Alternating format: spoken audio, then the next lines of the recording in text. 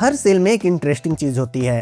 Companies TV का price 8 से 10 हजार तक कम कर देती है और हमें लगता है कि जितना बड़ा डिस्काउंट उतनी बड़ी डील। लेकिन पिछले कुछ सालों में टीवी रिव्यू करते वक्त मैंने एक चीज बार बार नोटिस की है, सबसे अच्छी डील और सबसे बड़ा डिस्काउंट दोनों हमेशा सेम टीवी पर नहीं होते हैं। कई बार एक टीवी 10,000 सस्ता दिखता है, लेकिन उससे सिर्फ 2,000 महंगा टीवी लॉन्ग टर्म में कहीं बेटर एक्सपीरियंस दे जाता है। तो इस फ्रीडम सेल के लिए मैंने अमेज़न और फ्लिपकार्ट दोनों के मेजर टीवी ऑफर्स कंपेयर किए हैं, जिसमें मैंने देखा किस प्राइस पर वैल्यू मिल रही है, किस टीवी का कंपटीटर उससे बेटर है, और अगर मैं अपने पैसे स्पेंड कर रहा होता तो किस टीवी को शॉर्टलिस्ट करता। तो वीडियो के एंड तक बने रहिए, सारी चीजें बिल्कुल क्लियर हो जाएंगी।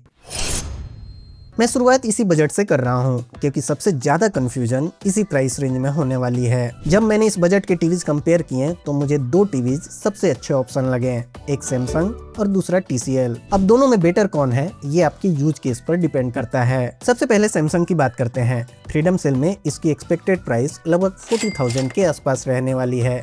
पहली नजर में मुझे भी लगा कि इस प्राइस पर मिनी LED मिल रहा है तो डील काफी अच्छी है, लेकिन कंपेयर करने के बाद मुझे इसकी सबसे बड़ी स्ट्रेंथ मिनी LED पैनल नहीं लगी। सैमसंग की सबसे अच्छी बात मुझे इसका ओवरऑल एक्सपीरियंस लगा। पिक्चर क्वालिटी अच्छी है, सॉफ्टवेयर एक्सपीरियंस भी अच्छा है, इंटरफेस स्मूथ है और ओवरऑल टीवी एक कंप्लीट पैकेज बनकर सामने आता है। अगर आपकी priority brand trust, better software experience और लॉन्ग टर्म रिलायबिलिटी है तो सैमसंग का यह 55 इंच मिनी LED टीवी मुझे काफी बेटर ऑप्शन लगा। बट इसी बजट में TCL का Q6C मिनी LED टीवी भी मिल रहा है, और ऑनेस्टली अगर मेरा फोकस सिर्फ पिक्चर क्वालिटी होती तो मैं सैमसंग से ऊपर TCL के इस टीवी को प्रेफरेंस देता। रीजन सिंपल है, mini LED panel, higher brightness और HDR कंटेंट देखते वक्त इसका इम्पैक्ट क्लियरली नोटिस होता है। इसीलिए मैंने जब दोनों टीवीज कंपेयर किए तो मुझे सैमसंग बेटर ब्रांड लगा, लेकिन पिक्चर क्वालिटी TCL की ज्यादा अच्छी लगी। अब फाइनल डिसीजन आपके यूज केस पर डिपेंड करता है। अगर आप सैमसंग की सर्विस, सॉफ्टवेयर और ब्रांड वैल्यू को ज्यादा इंपॉर्टेंस देते हैं तो सैमसंग को चूज कीजिए, लेकिन अगर आप मूवीज और OTT के लिए बेस्ट पिक्चर क्वालिटी चाहते हैं तो मैं TCL को सजेस्ट करूंगा, और इसी वजह से ये दोनों मेरी इस बजट की टॉप रिकमेंडेशंस हैं। हालांकि TCL की सर्विस उतनी अच्छी नहीं है तो इस बात का आप जरूर ध्यान रखें।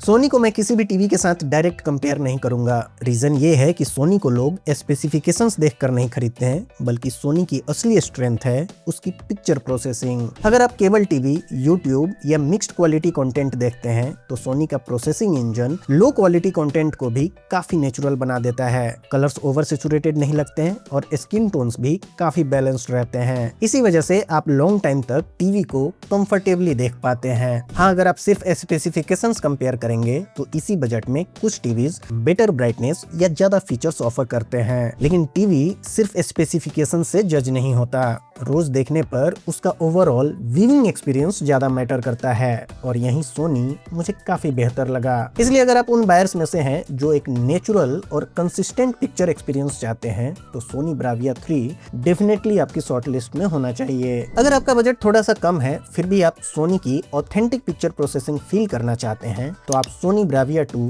Mark II को भी देख सकते हैं। इस टीवी की भी पिक्चर क्वालिटी बहुत अच्छी है, अप स्केलिंग रिमार्केबल है और X1 4K प्रोसेसर की वजह से एक एक फाइन डिटेल्स भी क्लियरली विजिबल होते हैं। इस टीवी पर भी अभी बहुत अच्छी डील है। मेरे हिसाब से इस प्राइस पर इसे इग्नोर करना काफी मुश्किल है।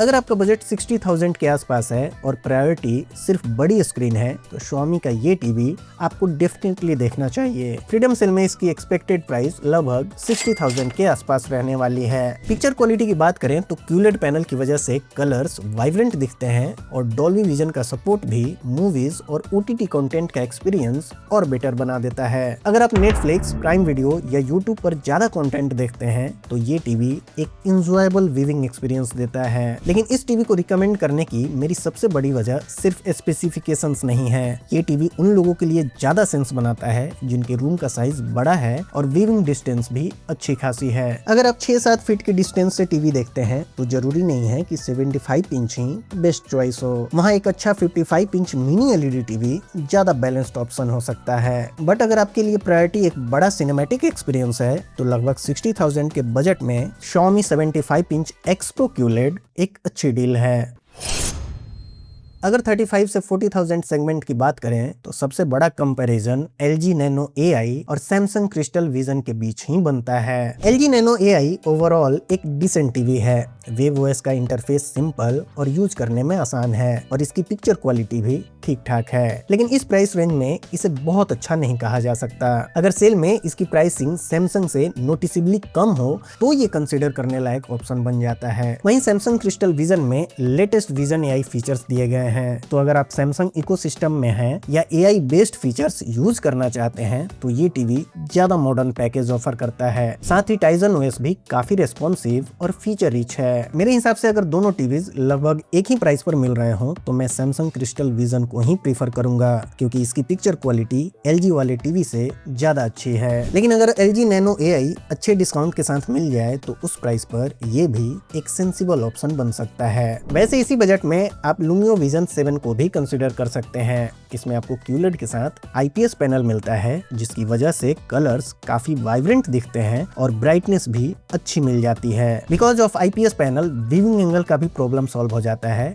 यानी कि साइड से देखने पर भी कलर्स ज्यादा वॉश आउट नहीं होते हैं। गूगल TV OS और फास्ट प्रोसेसर की वजह से ओवरऑल एक्सपीरियंस भी काफी स्मूथ रहता है। इसलिए अगर आपको इस बजट में पिक्चर क्वालिटी के साथ साथ फास्ट और स्मूथ परफॉर्मेंस चाहिए तो ये टीवी आपकी लिस्ट में जरूर होना चाहिए।